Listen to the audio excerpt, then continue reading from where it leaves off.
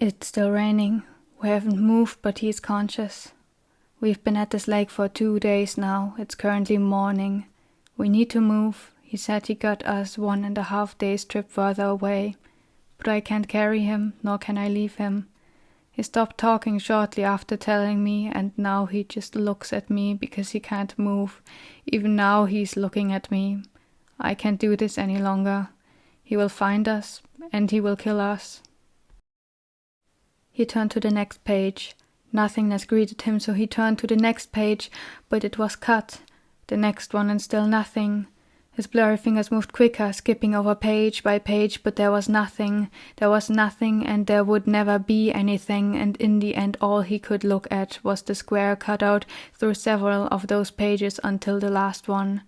When he turned it around, he spotted the drawings, followed by the hard cover of the book. This was the end. There was nothing more. It was the Merling's end. It was his own end. That was him. He wrote those words. He carved out those pages. He did those drawings. And he died. He died after this. All of this just to perish. The diary slammed shut, his hand tightly around the case with the leather strap dangling from his arm, and he wanted to throw it into the lake of endless grey, watch it sink to whatever came below the never-changing surface, so it could vanish forever. He held it. He held what was basically his life, what was basically he himself. He didn't like it. He didn't like what he knew of this new person he could read about. He didn't want that person to be him. It felt so far away, yet he couldn't bring himself to do it. Just like Dew, he couldn't bring himself to delete him, even though it was just one simple action. The book dropped to the ground. He shuffled away from it. Why did he even continue after the first page? That wasn't what he wanted to be. It was true, though. He knew it. He knew the words. They were his own. He knew the people. He had seen them all, in his memories and in the midst of death and in the shadowy figures. But the figures weren't real, while everything else was. What they said, what they did to him wasn't real for the most part in this realm. They were here to break him.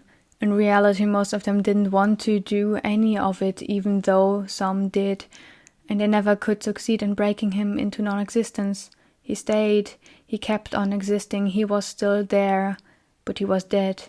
How exactly he didn't know, not like he wanted to.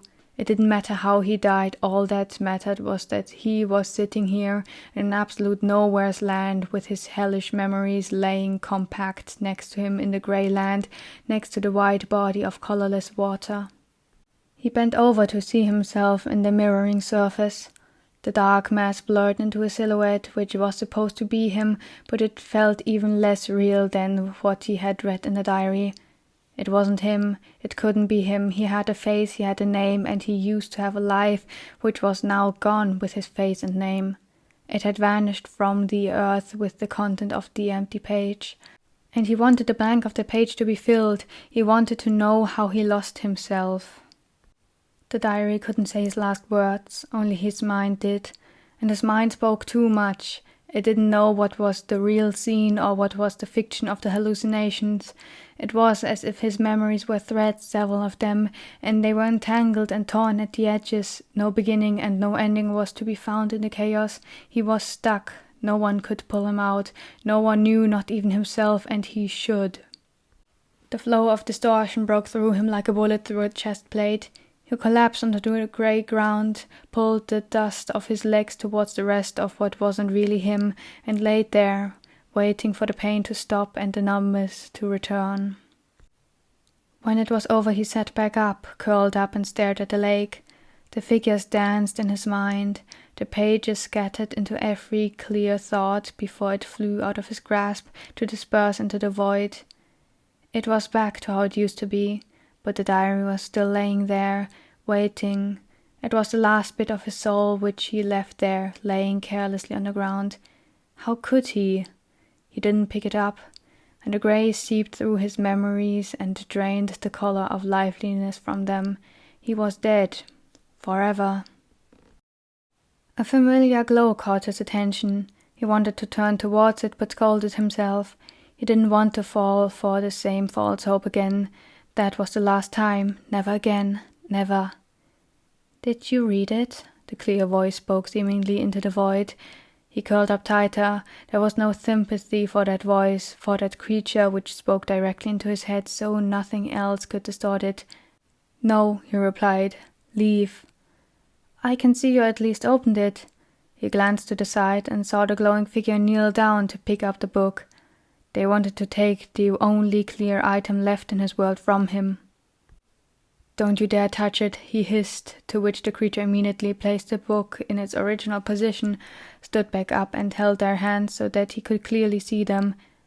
"I won't," they reassured him. "Did you read it?" he inquired, his head turned to face the diary and the glowing figure at the same time.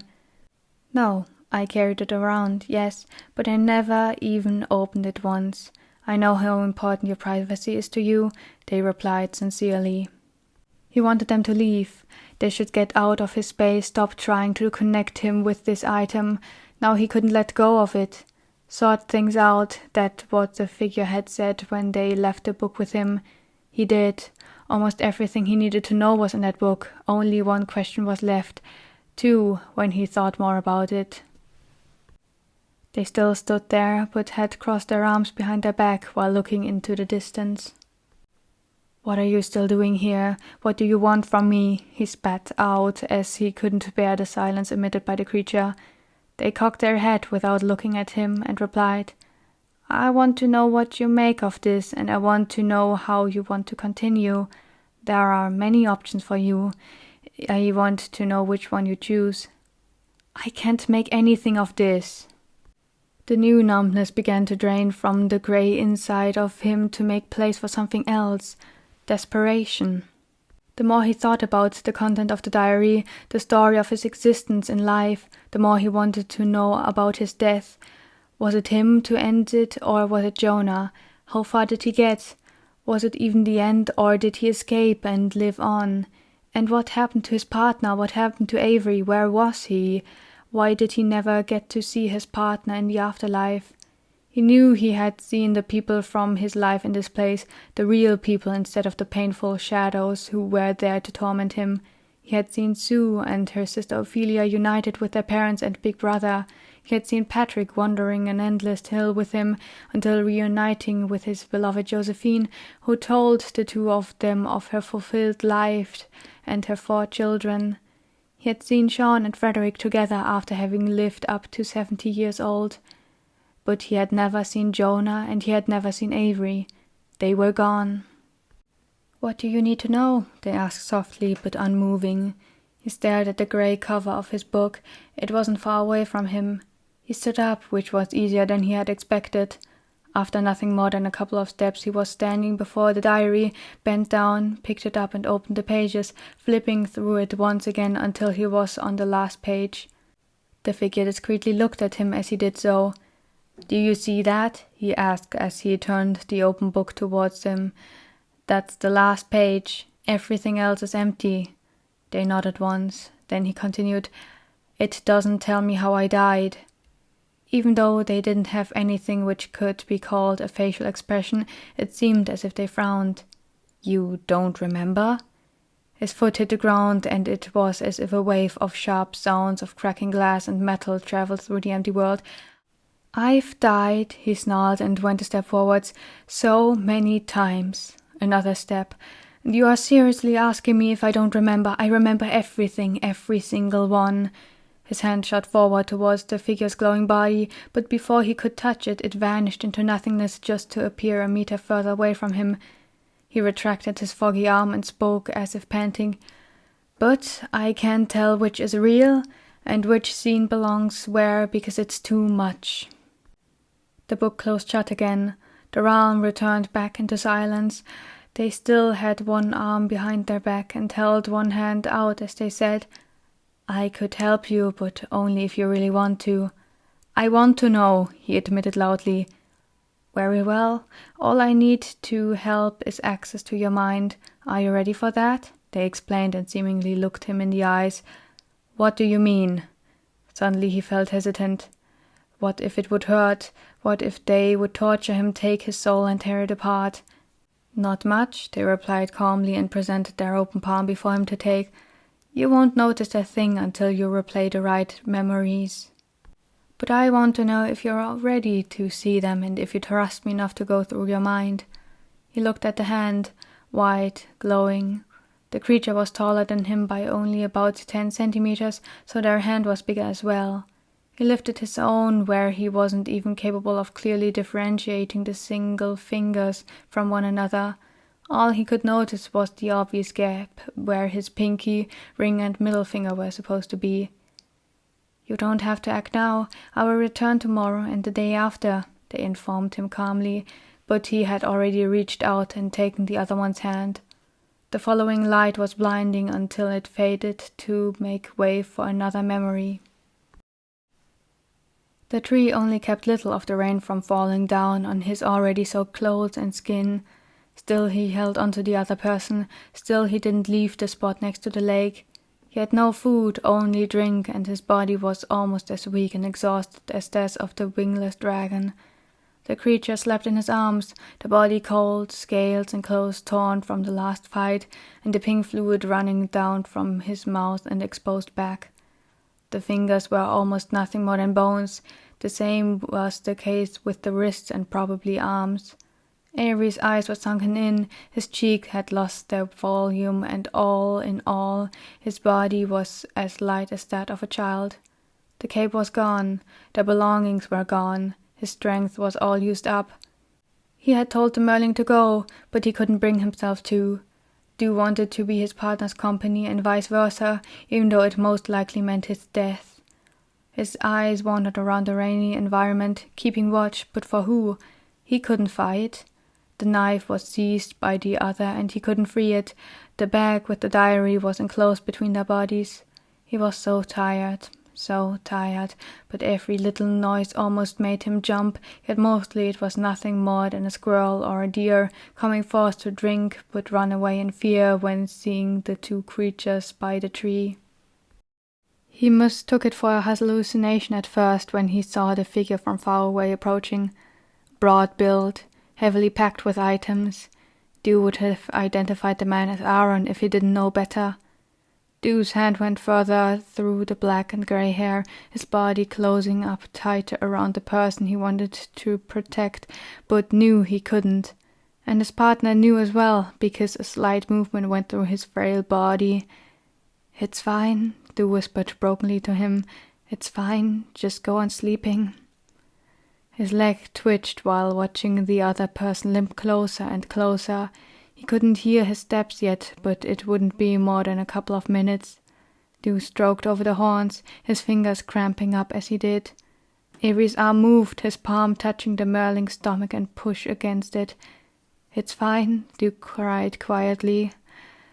The pressure against his stomach rose, but he only held the body tighter. Through the other one's hair he could see the boar, limping on one leg, the black cape he had thrown over his side of his missing arm, and the sword in his hand. He was bleeding as well. The tears began to blur out Jonah's face. Then he could hear the steps on the muddy ground through the rain. It would be over soon. Avery continued attempting to push him away, but his strength was all but gone. So he thought, until it hit him like a wall, his vision turning black for a second, and he felt the cold of the wind as he lost contact with the ground. He was flying like he had never before, not crashing against any obstacle, even though he was supposed to be going in a straight line. He watched Avery disappear from his view, who was still lying on the ground, as Jonah grabbed him and forced him to turn to his back. Then he grabbed something from next to Avery and his vision went black. Du hit the bark of a tree with his back and slumped to the ground. He couldn't feel the pain through the exhaustion and dizziness. There was nothing he could see of his partner anymore, just trees. He had been teleported away. He was supposed to run, it's what the hybrid had told him. There had been 3 rules, and 3 rules only, and he had disregarded all of them. Du was supposed to save himself because Avery could not be saved, and he was probably dead already, but Du wouldn't be when Jonah reached him, and he had no weapons to do it himself because everything was with Avery's body. He was supposed to run, and he did. Du dragged himself to his feet and stumbled along the path next to him. His legs didn't want to listen to the command of his mind. His torso felt as if it weighed twice as much, but he had to keep going, and if it was only to at least attempt to follow Avery's last wish for him. He went further and further, and it was worse than it was 2 days ago, because he had no food, and he was sinking into the mud. Further and further, further and further, slowing down, stumbling, falling, getting up again, just to go right back down. And his legs gave up, his body gave up, his spirit faded. It went dark, and he passed out. A thin scent of smoke traveled through his unconsciousness, followed by a faint hint of lemon and perch. It felt familiar. It smelled like what he had called home for 4.5 years. He wanted to wake up and find Josephine to his side, telling him he had fallen asleep out of exhaustion, and Frederick was now angry that he had to end his disciple's shift. Then he would stand up, help clean the rest, and go upstairs into his room and truly sleep in the arms of his partner and wake up to just another day of work. And he opened his eyes, taking his time to learn where he was, because the light was sparse in the enclosed room. He saw the ceiling made of rough rock, but that was it. He was too tired to move his head at first, but as he did, he could see the furnishing of the strange kitchen. Various tools, of which most were different types of knives, were hung up next to flesh on hooks. He turned to the other side and saw a tiny window where cold grey light fell through, but inside it was almost warm. Dew wanted to sit up, but lifting his upper body was impossible. He tried to use his arms to push himself into the position he wanted, but even those could not be used. His heart rate began to increase. No, his legs couldn't move as well. He was restrained on a table, and he couldn't get off. The sound of footsteps came closer, but he couldn't turn to the source of the sound until it was right before him. He was right before Dew, half of his face heavily bruised and bleeding, the cape over one side of the dirty and wet hair combed to the back of his head. "Good evening, Fishy, we haven't spoken in quite some time," he greeted him as if Dew wasn't tied down. "You know, I just saved you." Dew wanted to spit back, but then Jonah lifted his hand, in which he held a bundle of hair on which something heavy was attached to. Dead, dark blue eyes stared at him, while a half-open mouth exposed crooked yellowish teeth, which were covered in a thin layer of blood. "He tried to cook you, but I generously saved you even after you stabbed me 2 times and threw a chair against my head," the boar boasted, throwing the decapitated head into a corner where it dully hit the floor, making Dew flinch. He turned his face to look to the opposite side. If he couldn't even move, he would at least use his freedom to look at something other than Jonah's face. But he wasn't allowed to choose that option. He was grabbed harshly by the chin and forced to look upwards. "Do you see this?" Jonah bent over him so Dew could see what he was wearing around his neck. The hand disappeared and took it off, displaying it clearly before his eyes. It was a necklace. One with a stone on it. It was white, almost as transparent as glass. "You see it? It used to be grey just this morning, now look at it." Dew looked at the gem, which used to be his, being held before him, and he felt as empty as the stone. "Look at it," Jonah kept on demanding, his voice growing louder and more frustrated. "This used to signal your husband's existence. Your husband. You love him, don't you?" The widow was breathing slowly, his eyes drifting away from the piece of jewelry. "I killed him. I killed the person you love. Why don't you cry?" Dew's head sank to the side while Jonah stabbed the blade, which was covered in pink and red, into the wooden surface right next to his neck. "Why don't you scream? Why aren't you angry?" He was once again grabbed by the head, his mouth forced open, and he could feel the cold gem being stuffed inside. "I will make you grieve, but not for him," the boar snarled, letting go of his head and throat to instead press his palm against Dew's forehead. He knew the feeling. He knew the overwhelming powerlessness which twisted his mind, fucked up his intention, and forced obedience onto him. His hands were freed, but he wasn't going to use them, not against him. He could sit up again and move his legs, but he wasn't going to run. His eyes laid on a table, on his right leg, which had a deep straight wound carved into it as if someone had tried to remove it. He couldn't feel it. He couldn't feel himself. All he felt was where the other one's hand was on his upper thigh. Dew still tasted the gem in his mouth. Jonah told him to loosen up the strings from the shirt, and Dew's hands obeyed and went towards his own collar. The taste was sour, sweet, and cool. The next command let his hand down to the edge of his shirt. He pulled it up over his head and dropped it next to the table he was on. The knife was still there. It could be used, but not against Jonah. He loosened up the strings of his undershirt. What a good slave he was, acting without chains or strings, only with the other one's voice in his mind. His own told him to run, but it was faint and weak. The next layer dropped to the ground. He was exposed, the scars on his skeletal arm screaming at him. A warm hand pressed down on his chest to force him back down. His head turned to the side, and with the knife next to his neck, he waited, hopelessly, obediently, desperately. Dew knew what it would feel like, how he would feel, but usually he'd feel the pain of being a traitor. This time he observed something different under a layer of manipulation tearing at his mind. He felt hatred, mostly at himself for running away in the first place. Then, even though there was no permission for him to do so, he hated Jonah for everything. It was his fault he ended up here, that his partner had been weakened and killed, that Dew couldn't live anymore. And he couldn't carry the thought with him. In no way he could live on with this man in control of his mind, and he already hated how it was before. And he missed the other part of his soul. When the hand pressed down on him, he felt the bruises from another body covering him while he held it tightly. He saw the knife next to his head. He saw a chance to escape, and he took it. The scene changed. There was the lake. There were black vines growing out of the ground and into the field of vision. The world trembled in a storm of pink and black. Then the environment moved away from the lake as if being carried. It was quick and straightforward, being lifted over the thicket until buildings came into view, gliding through the gate with spears pointing up by guards whose bodies were quickly torn apart by vines, and along rows of houses, tents and stands of the market. Everything bursted into masses of shards and gore.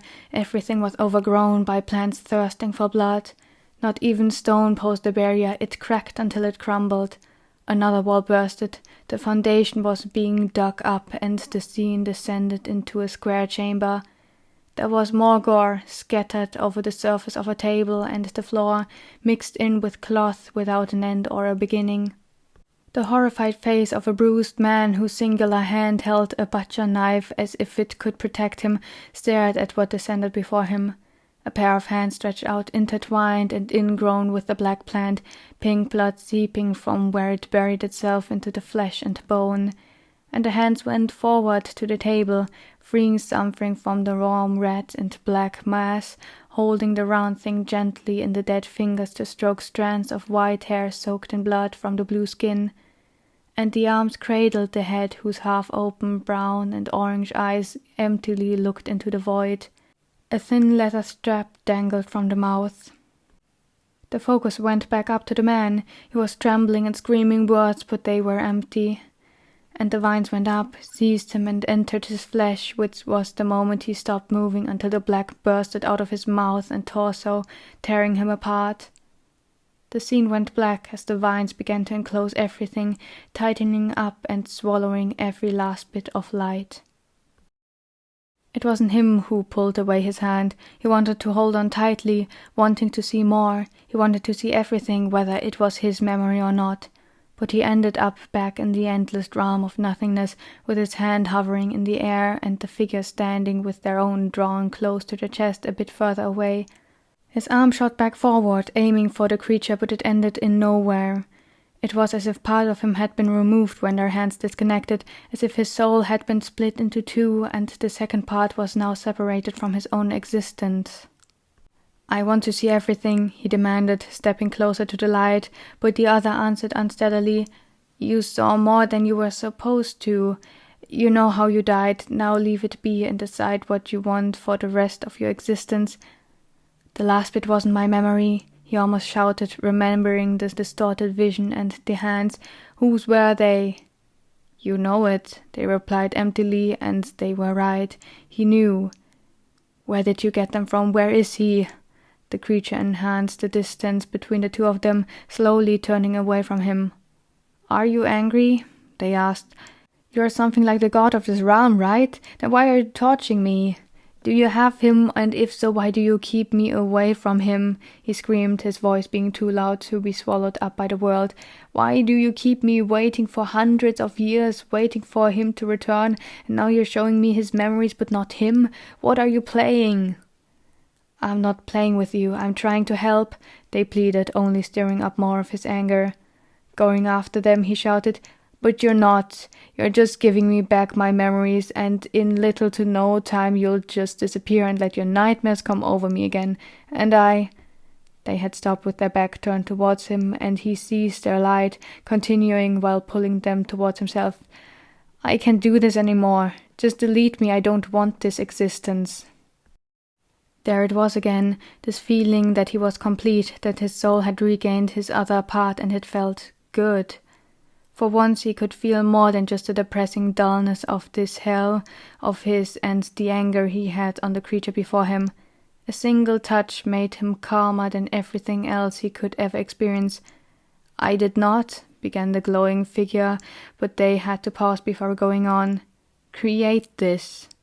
If anything, I want to get you out of this. It doesn't matter if you want to have the freedom to go wherever in the world of the dead, or even to the living world, or if you want to be freed from existence forever.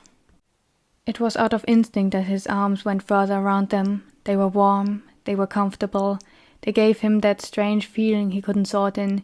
He didn't know who they were, but he knew he was supposed to, and they didn't resist. Then his arms were fully around their waist, holding them to his own distorted body, which was slowly absorbing the warmth. You didn't do this, you want to help, he repeated, unconsciously sinking into them as if to merge. That's right, they replied softly. The grey began to manifest. He for once really felt where his arms were around their body, where his cheek leaned against their warm back, where his feet stood on the unstable ground. The heat emitted traveled through him more and more, a light awakening from within and spreading to every part of him, dressing him in a soft light. The other hands rested themselves on his, not holding but gently touching him. Marlene? He asked quietly. Yes, the other replied. A wave of joy brushed over him, his arms tightening and his head brushing against his partner's shoulders. I want to see the outside.